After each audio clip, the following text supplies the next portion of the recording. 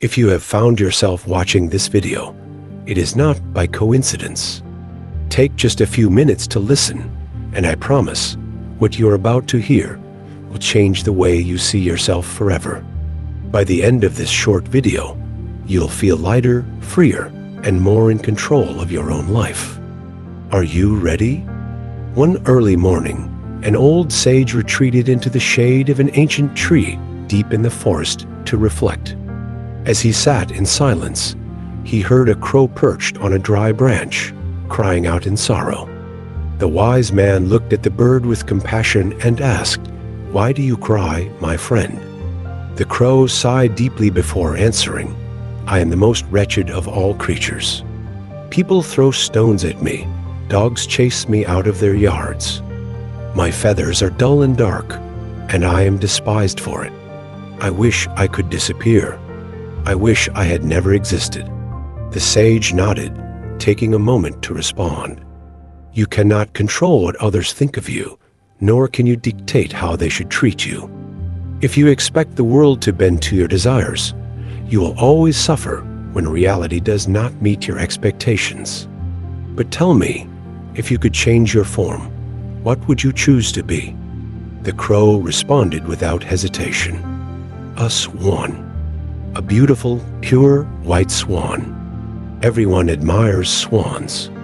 Poets write about their grace, and people gather to watch them glide across the water. Swans are loved. The sage smiled. Then, before you wish away who you are, let's hear from those you admire. Go and speak to a swan. The crow, filled with a glimmer of hope, flew to a nearby lake, where a swan floated effortlessly across the water. The crow landed beside it and said, "You are so elegant, so admired. You must be the happiest bird in the world." The swan let out a soft sigh. "I may appear beautiful to you, but my world is colorless. I am nothing but white, blending into the clouds, barely noticeable against the sky. I envy the parrot with its dazzling colors. That must be true happiness."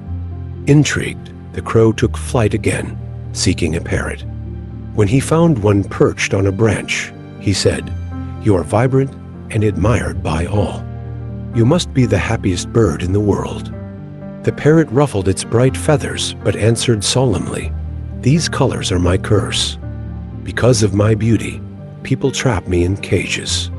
Even here in the forest, I live in constant fear of being captured.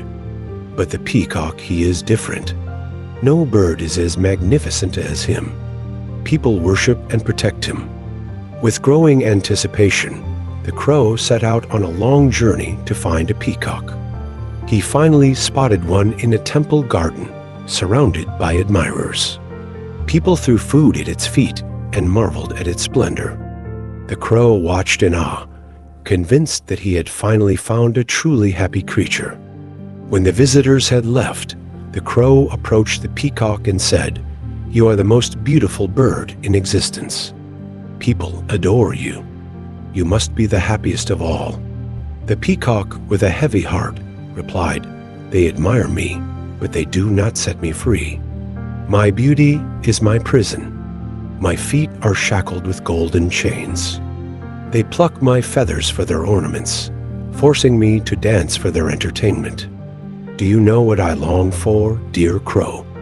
To soar freely in the open sky. I envy you, for no one cages you. No one hunts you for your beauty. You are the freest bird I have ever seen." The crow was stunned. "But everyone hates me," he whispered. The peacock sighed. "Yet no one holds you captive. That is your freedom." The crow sat in silence, reflecting on the journey he had taken. Each bird, admired for something, was bound by the very thing that made them desirable. The swan longed for color, the parrot for safety, the peacock for freedom. And yet, the crow despised, overlooked, and ridiculed was the only one who was truly free. Realization struck him like a lightning bolt. He flew back to the wise sage, landing beside him beneath the ancient tree.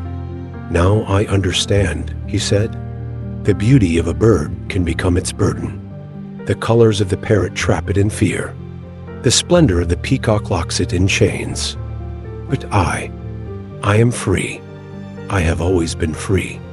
I am free to fly, free to exist, free to be. My struggles are the price of my freedom, and for that, I should be grateful. The old sage smiled knowingly.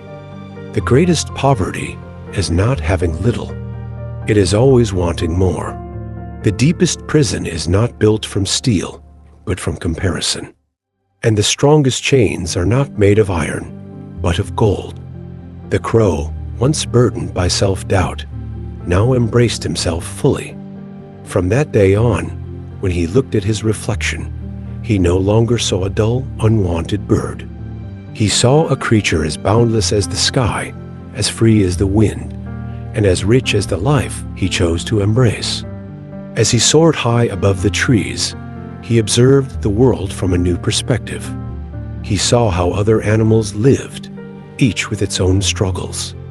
He watched the rabbits dart into their burrows at the first sign of danger, the deer constantly wary of predators, the fish avoiding the fishermen's nets.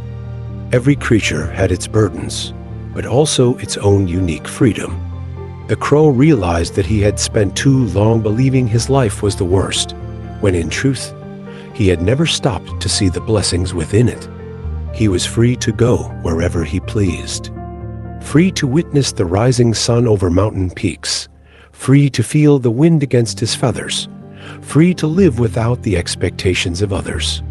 And so, dear friends, we have reached the end of this story, but its wisdom lingers. Like the crow, we often wish to be something we are not, comparing ourselves to others and believing their lives are better, their paths easier. But true freedom does not come from changing who we are.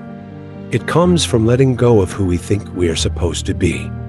So, let's be like the crow who discovered his own worth. Let's stop measuring ourselves by the standards of others. Because, in the end, happiness is not found in becoming someone else, it is found in accepting who you already are. Thank you for watching.